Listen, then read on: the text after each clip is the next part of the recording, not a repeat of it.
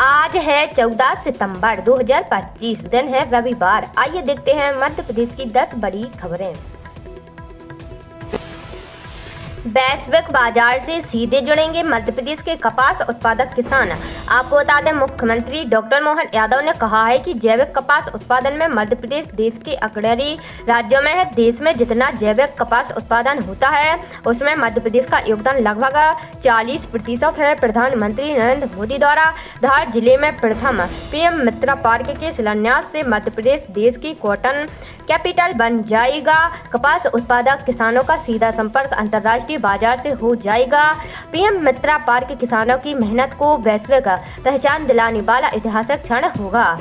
मुख्यमंत्री डॉक्टर यादव ने इसे प्रदेश के औद्योगिक भविष्य की आधारशिला और किसानों के लिए नई संभावनाओं का द्वार बताया है। प्रधानमंत्री नरेंद्र मोदी की दूरदृष्टि से किसानों की उपज खेतों से सीधे वैश्विक बाजार तक पहुंच जाएगी। इसमें मध्य प्रदेश की कपास उत्पादक धरती सबसे महत्वपूर्ण भूमिका निभाएगी। इस पार्क से कपास उत्पादक किसानों की समृद्धि के नए द्वार खुलेंगे। मुख्यमंत्री डॉक्टर यादव का मानना है कि पीएम मित्रा पार्क किसानों, श्रमिकों, महिलाओं और युवाओं का जीवन बदलने वाली औद्योगिक परियोजना है। कपास उत्पादक किसान अब सीधे कपास आधारित उद्योगों से जुड़ जाएंगे, जिससे मध्य प्रदेश का कपास केवल फसल न रहकर प्रदेश की औद्योगिक पहचान बनेगा। एमपी में 7,500 पुलिस कांस्टेबलों की होगी भर्ती। आपको बता दें, कर्मचारी चयन मंडल ने पुलिस विभाग में 7,500 कांस्टेबल की सीधी भर्ती का ऑफिशियल नोटिफिकेशन जारी कर दिया है। आवेदन की प्रक्रिया 15 सितंबर 2025 से शुरू होगी। उम्मीदवारों के आवेदन करने की अंतिम तारीख 29 सितंबर 2025 से रखी गई है, जबकि संशोधन की सुविधा 4 अक्टूबर 2025 तक मिलेगी। भर्ती परीक्षा का आयोजन 30 अक्टूबर 2025 से किया जाएगा। उम्मीदवार ESB की आधिकारिक वेबसाइट के माध्यम से आवेदन कर सकते हैं। पहली बार रेल नेटवर्क से जुड़ा मिजोरम। पीएम मोदी ने वर्चुअली दिखाई 3 ट्रेनों को हरी झंडी। आपको बता दें, प्रधानमंत्री नरेंद्र मोदी ने आज मिजोरम में 9,000 करोड़ रुपए से अधिक की कई विकास परियोजना का वर्चुअल माध्यम से शिलान्यास और उद्घाटन किया। उन्होंने 51.38 किलोमीटर लंबी बैराबी सैराग रेलवे परियोजना और 3 नई ट्रेनों का भी उद्घाटन किया। मिजोरम के लिए एक ऐतिहासिक दिन है, क्योंकि यह भारत के रेलवे मानचित्र में शामिल हो गया है। इस अवसर पर प्रधानमंत्री मोदी ने 3 ट्रेनों को हरी झंडी दिखाकर रवाना किया है। पीएम किसान योजना में किसानों को मिलेगी 3,000 रुपये मासिक पेंशन। आपको बता दें, प्रधानमंत्री किसान सम्मान निधि योजना के तहत किसानों को हर साल 6,000 रुपये की आर्थिक सहायता मिलती है। पीएम किसान मानधन योजना के तहत 60 वर्ष की आयु पूरी करने पर किसानों को हर महीने 3,000 रुपये की पेंशन मिलेगी। यह योजना विशेष रूप से लघु और सीमांत किसानों के लिए है, जिनकी 2 हेक्टेयर तक कृषि योग्य भूमि हो। योजना में किसान का योगदान सरकारी योगदान से मैच किया जाता है और यह स्वैच्छिक पेंशन स्कीम है। पीएम किसान योजना, जिसका उद्देश्य किसानों को वित्तीय सहायता प्रदान करना है, भारत सरकार की एक प्रमुख पहल है। इस योजना के तहत हर साल किसानों को 6,000 रुपये की आर्थिक मदद दी जाती है, जो 3 किस्तों में बांटी जाती है। इस योजना के अंतर्गत अब तक 20 किस्तें जारी की जा चुकी हैं और 21वीं किस्त का इंतजार किया जा रहा है। नेपाल की पहली महिला पीएम बनी सुशीला कार्की। आपको बता दें, सुशीला कार्की नेपाल की पहली महिला अंतरिम पीएम बन गई हैं। उन्हें राष्ट्रपति रामचंद्र पौडेल ने शुक्रवार रात राष्ट्रपति भवन शीतल निवास में शपथ दिलाई। फिलहाल किसी और को मंत्री नहीं बनाया गया है। राष्ट्रपति ने ऐलान किया है कि अगले 6 महीनों के भीतर संसद का नया चुनाव कराया जाएगा। वहीं GEN और Z नेताओं ने इस सरकार में शामिल होने से इनकार कर दिया है। उनका कहना है कि वे सरकार में शामिल नहीं होंगे, लेकिन सरकार के कामकाज की निगरानी करेंगे।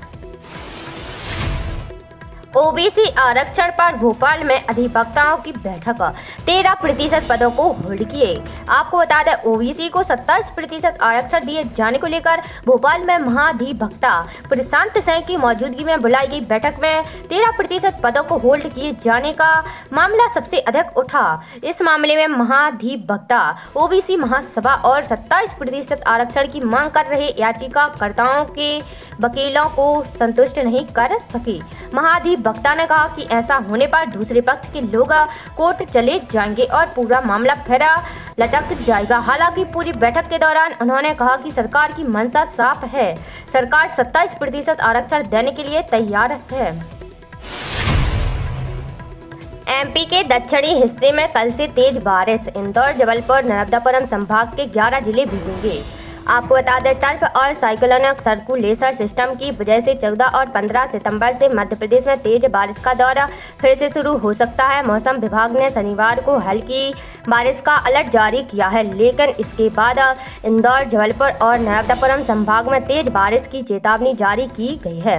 मौसम वैज्ञानिक ने बताया कि अभी मानसून समय 2 टर्फ का असर है, लेकिन दोनों ही प्रदेश से दूर हैं। एक टर्फ लो प्रेशर एरिया के रूप में बदल रही है। इस वजह से कुछ जिलों में 14, 15 और 16 सितंबर को बारिश होने के आसार हैं। इसका येलो अलर्ट जारी किया गया है। 3 संभाग के 11 जिलों में तेज बारिश हो सकती है।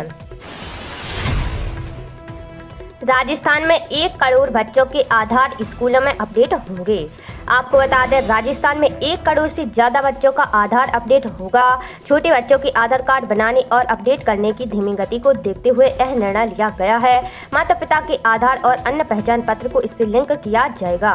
UIDAI और राज्य स्तरीय सलाहकार बोर्ड की बैठक में बच्चों के आधार अपडेट नहीं होने की जानकारी सामने आई है। मुख्य सचिव सुधांशु पंत ने प्रदेश भर में विशेष शिविर लगाकर इस कार्य को प्राथमिकता से पूरा करने के निर्देश दिए हैं।